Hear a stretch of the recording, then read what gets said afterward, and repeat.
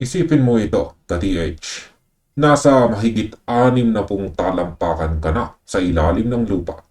Ramdam mo na ang kakaibang init at may sumasabay pang kakaibang amoy na parang paliguan ng kalabaw. Habang nagpapatuloy kayo sa paggiba sa mga dambuhalang bato, biglang may tumambad sa inyo na dalawang misteryosong kahon na gawa sa bato. At ang isa rito, pagbukas ninyo, ay may kumikinang na kulay bahaghari sa loob. Kasunod nito, sa bawat hampas ng inyong kagamitan, isang umaatungal na hollow sound o tunog basyo ang umaalingaw sa ilalim. Ito na nga ba ang huling harang bago marating ang pinapangarap na deposito? Meron tayong isang komento dito mula sa ating ka-TH na si Fanny. Mula sa kanyang komento na ito, ang kanyang komento na ito ay mula sa ating nakalibas na video tungkol sa misteryo ng ROC5. Bakit nakatitig sa sariling paa ang estatwang ito? Ayan, bago natin simulan ang pag-analyze ay basahin po muna natin ang kanyang buong komento dito para sabay-sabay nating ma-visualize ang sitwasyon ng kanilang excavation site.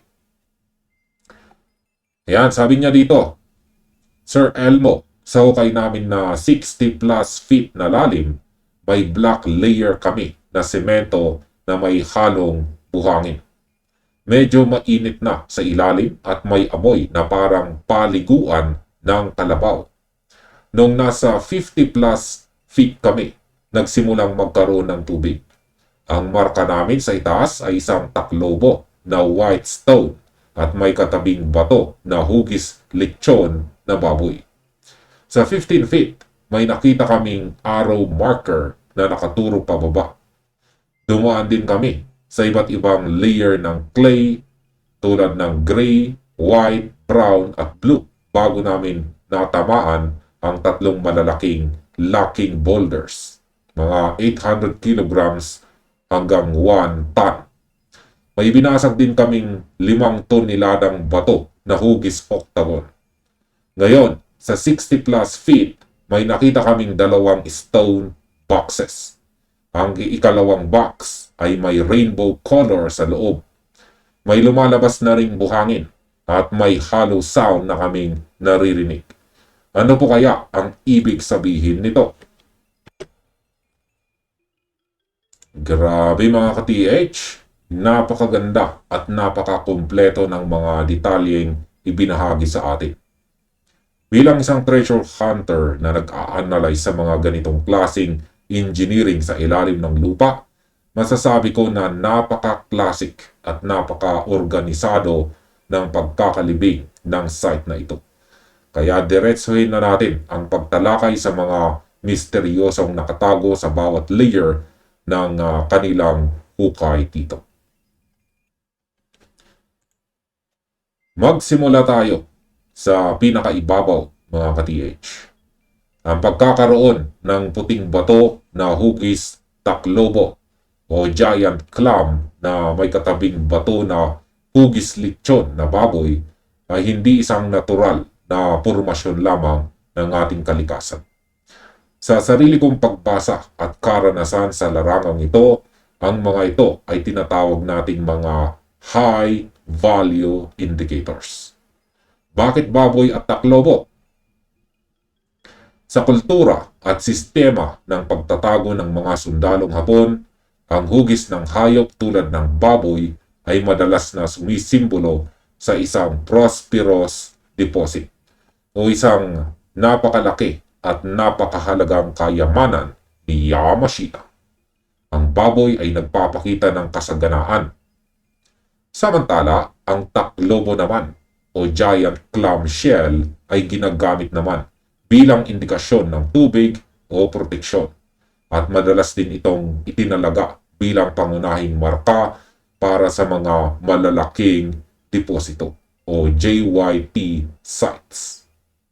Ang pagsasama ng dalawang markang ito sa ibabaw pa lamang ay malinaw na mensahe na ang site na ito ay pinagbuhusan ng oras at engineering ng mga sundalong Hapon.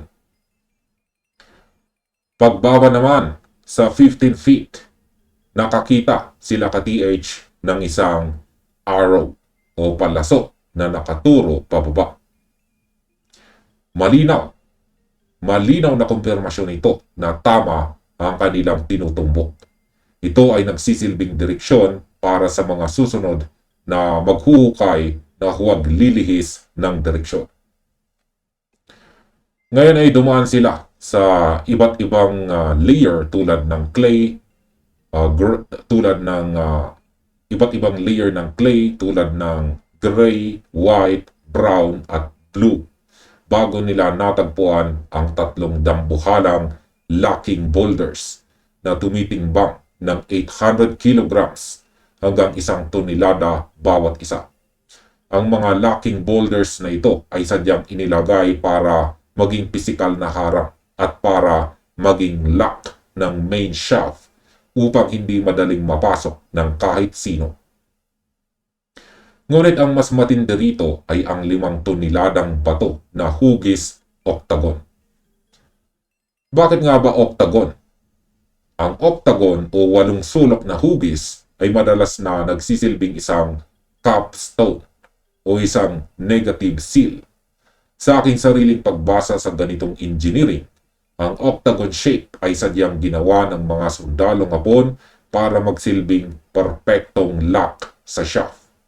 Dahil sa geometric na hugis nito, napakahirap nitong gumalaw o madulas at nagagawa nitong i-distribute ang bigat sa paligid ng hukay para hindi gumuho ang selyadong daanan. Ang pagbasag ni ka-TH sa 5 toneladang octagon na ito ay nagbukas sa huling lagusan patungo sa kinaroroonan ng mga stone boxes. Ngayon, pagkatapos ng matinding pagod sa pagbasag ng dambuhalang octagon stone, nakatagpo si ka-TH ng 2 stone boxes sa lalim na 60 plus feet. At dito na pumasok ang napaka-misteryosong rainbow color o parang langis na may iba't ibang kulay sa loob ng ikalawang kahon. Mga ka-TH, ano nga ba ang ibig sabihin ng rainbow effect na ito sa loob ng bato o kahon? Sa maraming pagkakataon, kapag binubuksan ang mga silyadong bato o stone boxes sa ilalim ng lupa, may makikitang malabahagharing kulay. Ito ay hindi magic o sumpa. Sa aking sariling pagbasa, ito ay mga bakas ng chemical sealant o mga partikular na mineral na ginamit ng mga sundalong Hapon para i-preserve o protektahan ang anumang bagay na nakabaon sa ilalim laban sa kalawang, amag at saka tubig baha. Maaring magtanong kayo, bakit walang laman ang unang kahon o walang ginto sa loob ng mga box na ito? Huwag kayong madidismaya. Ang mga stone boxes na tulad nito ay madalas na nagsisilbing mga reflector o pointer marker. Idinisenyo ang mga ito para maging decoy o di kaya naman ay para magbigay ng huling direksyon. Ang mensahe ng kahon na iyan ay napakasimple ngunit napakahalaga. Nandito ka na sa tamang daan. Kaunting agwat na lang at mararating mo na ang mismong deposito. Ginawa ito para lituhin ang mga hindi marunong bumasa ng sinyales. Ngunit para sa atin, ito ay patunay na buhay ang inyong site. Kasabay nito, ang pagkakaroon ng charcoal layer o uling ay isa pang patunay ng matalinong engineering. Ang uling ay sadyang inilalagay sa paligid ng mga sensitibong bahagi ng hukay para sumipsip ng moisture o basang hangin. Nilalayo nitong panatilihing tuyo ang area bago pa man pasukin ng tubig ang hukay dahil sa matinding pressure sa ilalim. At ngayon naman ay pag-usapan natin ang kasalukuyang sitwasyon ni ka-TH sa 60 plus feet kung saan may lumabas ng buhangin at nakakarinig na sila ng hollow sound. Mga ka-TH, ang hollow sound o tunog basyo ang pinaka-importanting sinyales na maaari nating marinig sa yugtong ito. At bakit? Dahil ang tunog na iyan ay nagpapahiwatig na mayroong chamber o isang malaking bakanting espasyo ng direkta sa ilalim ng inyong tinitibag na semento o bato. Ibig sabihin, hindi na solidong lupa ang inyong hinaharap, kundi isang silid o kwarto sa ilalim ng lupa kung saan malamang na nakalagay ang kayamanan ni Yamashita. Ang lumalabas na buhangin o white sand ay isa ring napakagandang indikasyon. Ang buhangin sa loob ng mga chamber ay madalas na ginagamit bilang filler o pansala. Inilalagay ito ng mga sundalong Hapon sa paligid ng deposito upang magsilbing shock absorber laban sa mga pagyanig ng lupa o kaya naman ay para maiwasang mabasag o masira ang mga kargamento sa loob kapag nagkaroon ng pressure galing sa itaas. Subalit kasabay ng magagandang balitang ito ay ang seryosong babala. Ang matinding init at amoy na parang paliguan ng kalabaw. Huwag nating ipagwalang bahala ang amoy na ito, mga ka-TH. Ang amoy na katulad ng paliguan ng kalabaw o bulok na itlog ay indikasyon ng presensya ng natural gas o di kaya ay hydrogen sulfide.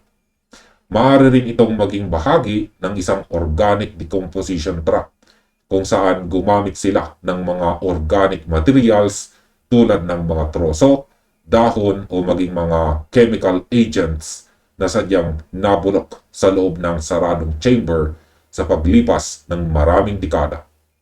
Ang matinding init naman ay sinyalis na ang hangin sa ibaba ay silyado at walang sirkulasyon na nagpapatunay na ang silid sa ilalim ay hindi pa nabubuksan mula noong panahon ng digmaan.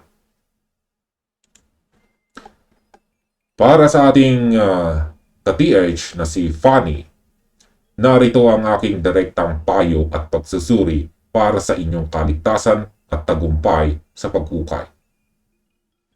Una sa lahat ay safety first. Sa lalim na 60 plus feet, ang pagkakaroon ng hollow sound ay nangangahulugang nasa mismong pintuan na kayo ng chamber. Napakalapit ninyo sa deposito. Ngunit dahil may kasama itong tubig, matinding init at masamang amoy, napakataas ng tsansa na may gas trap na naghihintay sa inyong pagbukas. Ang gas na ito ay maaaring nakakamatay kapag direktang nasinghot ng walang sapat na proteksyon. Meron tayong ilang mga hakbang dito. Una ay gumamit ng air blower. Huwag kayong bababa ng walang sapat na ventilasyon. Maglagay ng malakas na air blower o exhaust system para tuloy-tuloy na sipsipin ang masamang amoy at magpasok ng sariwang hangin sa ilalim. Pangalawa, dahan-dahang butasin ang chamber. Huwag ninyong biglaang titibagin o gigibain ang huling harang na nagbibigay ng hollow sound. Ang pinakaligtas na paraan ay ang paggawa muna ng isang maliit na butas gamit ang drill o pait upang doon muna dumaan at sumingaw ang naipong nakakalasong gas at pressure sa loob. Hayaan muna itong sumingaw ng ilang oras o maging ilang araw bago ninyo tuluyang lakihan ang butas. At ang pangatlo ay mag-ingat sa pagguho. Tandaan na may lumalabas na buhangin. Kapag binuksan ninyo ang chamber, ang buhangin ay maaring mabilis na umagos palabas na parang kumunoy. Kaya siguraduhing matatag ang inyong mga dingding o shoring sa 60 feet. Ang deposito ay malamang naroroon na mismo sa loob ng chamber na nagbibigay ng kakaibang tunog na iyan. konting tiis at tamang pag-iingat lamang mga ka-TH. Napakalapit na ng inyong site ka-TH. Ang puting bato na hugis taklobo at lechon sa ibabaw, ang 5 toneladang octagon na bato at ang mismong rainbow stone boxes ay hindi basta-basta inilalagay dyan ng mga sundalong Hapon kung walang napakahalagang deposito na itinago sa ilalim nito. Para sa ating mga manonood, sino sa inyo ang nakaranas na rin na makarinig ng hollow sound habang naghuhukay sa malalim na site? Ano ang nahanap ninyo sa ilalim matapos ninyong mabuksan ang chamber? I-comment ninyo naman ang inyong mga kwento sa ibaba para mapag-usapan natin sa mga susunod nating pagsusuri. At dito na nagtatapos ang video na ito. Maraming salamat sa panonood at happy treasure hunting sa inyong lahat.